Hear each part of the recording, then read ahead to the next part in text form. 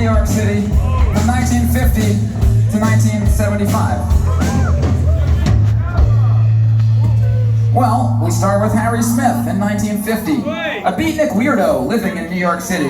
His huge collections were insane of Easter eggs and paper airplanes, and rare records. He had about 1,060,000. To change America through music was his hope, and to make some money because he was broke, he compiled a triple-decker collection of songs from his records, released as the Smithsonian Anthology of American Folk. On a Monday morning, just about 9 o'clock, the great ship Titanic began to reel and rock. Husbands and wives, little children lost their lives. Wasn't it sad when that great ship went down? Smith's plan began to work as foretold. This weird music began to take hold. It sparked an interest in these forms of life underground from the norms, and soon millions of folk records were being sold. So by the early 60s, Joan Baez, Bob Dylan, Phil Oakes were all inspired by those old folks. Then one strange duo of downtowners called the Holy Modal Rounders began to make it more anarchistic with weird voices and drug jokes. Mom's out there, switching in the kitchen, and Dad's in the living room, grousing and bitching. I'm out here, kicking the gong for euphoria, euphoria. When your mind starts feeling out of walking, your inside voice starts feeling and squawking, floating around on a belly on a cloud, singing euphoria. That was 1964. Then in 1965, Lou Reed and John Cale in a Ludlow Street dive recorded a similar musical spin, sounding a bit like the Rounders acoustic and violin, with even more New York street drug jive. Hey white boy, what you doing uptown? Hey white boy, you chasing women around? Pardon me, sir. Nothing could be further from my mind. I'm just waiting for a dear friend of mine. I'm waiting for the man.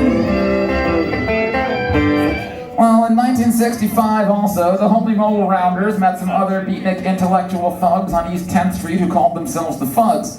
The Fugs were recorded by that same Harry Smith, playing the punkiest songs yet to exist, lo-fi noisy stuff about poetry, sex, and drugs. I don't have a bedtime, I don't need to come, for I have become an amphetamine bum. If you don't like sleeping and don't want to screw, then you should take lots of amphetamine too.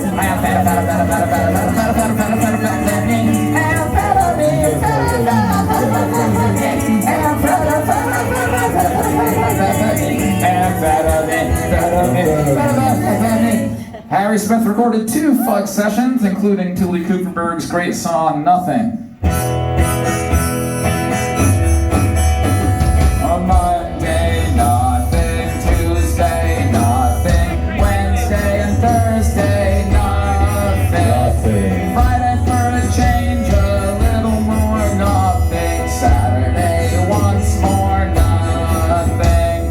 Friday, nothing. Sunday, nothing. Sex, nothing. The world's great books are great set of nothing. Social anthropology, I collected nothing. Nothing, nothing, nothing. Lots of it. Nothing, nothing. The Fugs were real poets with real topics to speak out, and through the new underground scene, this weird music could leak out. Beginning the punk idea that anybody could do it without needing much musical ability to it, and this new crazy music was soon labeled Freak Out. In 1966, the Fugs signed to New York label ESP. The same label put out a freak out band called The Gods, spelled with a Z. The Gods accomplished the feat of making even the Fugs music sound sweet, with the least musical folk punk racket in history. Meow! Meow! Meow! Meow!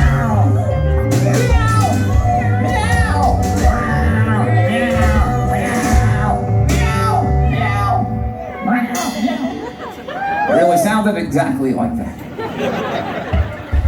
Far from the West Coast hippie scene, New York's underground music was far from mainstream. It was intellectual, but noisy and hectic, and then the Velvet Underground went electric and made folk punk more beautiful and more extreme.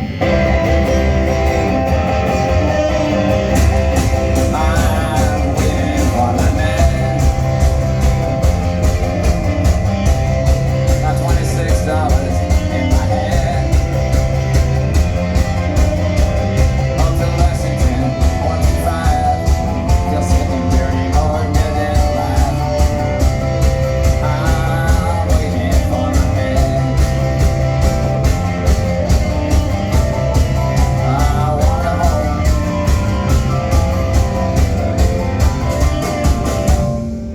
stop New York's strange folk punk tide. In 1968 came David Peel and the Lower East Side. They recorded an album out in the street, screaming and sloppy. Danny Fields signed them to Elektra Records, and it sold a lot of copies with songs like I Like Marijuana and Up Against the Wall, Motherfucker, inside. Where is my father? Where is my brother? They're at war. They're at war. You made them join the dirty U.S. Army. You told them all a filthy white lie. You gave them all the bullshit and baloney. And now my brother and my father gonna have to die. And the Stooges were a freak-out band in Detroit, but folks ignored them until Danny Fields brought them to New York and had John Cale of the Velvets record them. While most acid rock was turning into progressive, the Stooges instead pushed the raw and aggressive, and Iggy Pop sang about degradation and boredom. All right. Well, it's 1969, okay. War across the USA. It's another year for me and you. It's another year with nothing to do. It's another year for me and you. Another year with nothing to do. Well, it's 1969, baby. Well,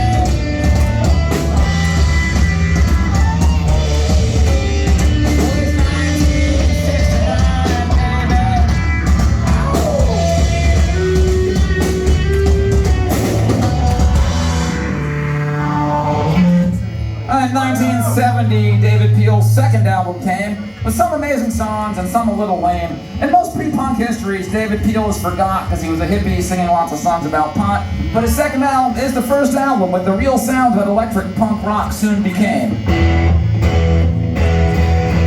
We are from the Lower East Side. We don't give a damn if we live or die. We are from the Lower East Side. We don't give a damn if we live or die. And even though it was a few years before this was something the Clash would also later do, this album even had a song that mixed punk with reggae, the great song I Want to Kill You. 1, 2, 3.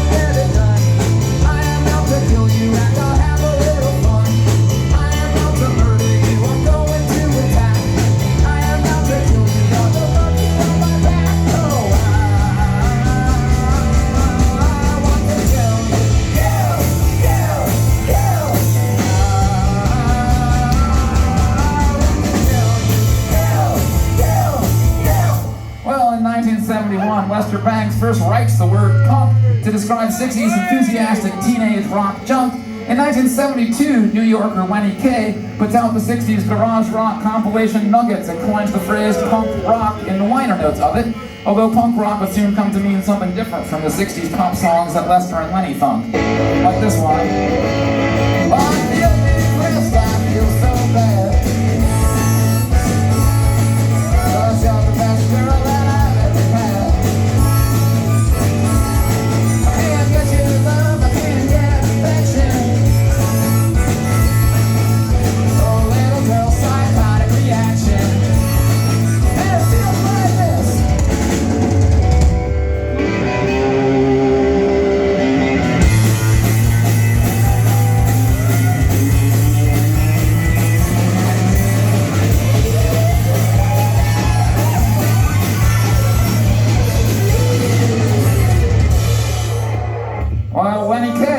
A guitarist, and he began playing music with an East Side poet named Patti Smith, who would use it to mix her wild poetry with simple rock stuff like the Fugs in a way, but less rough, a postmodern way to take high art and low art and fuse it.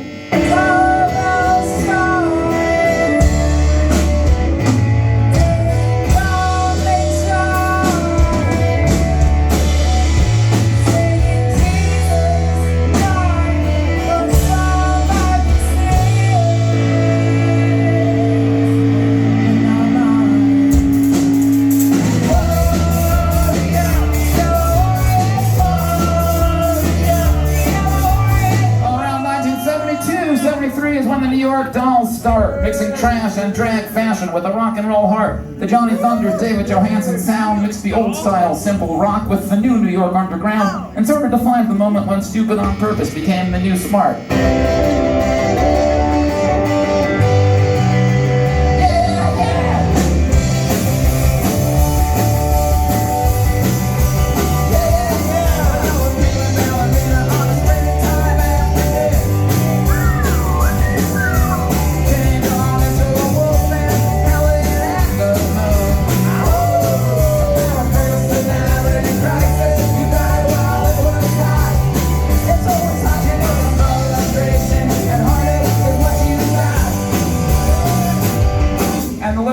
Side of New York began punk fashion as well, with spiked hair and ripped clothes worn by the poet Richard Hell. Hell was in television, the Neon Boys, the Heartbreakers, the Voidoids, and he wrote the song that gave the new 70s punk generation its first anthem yell.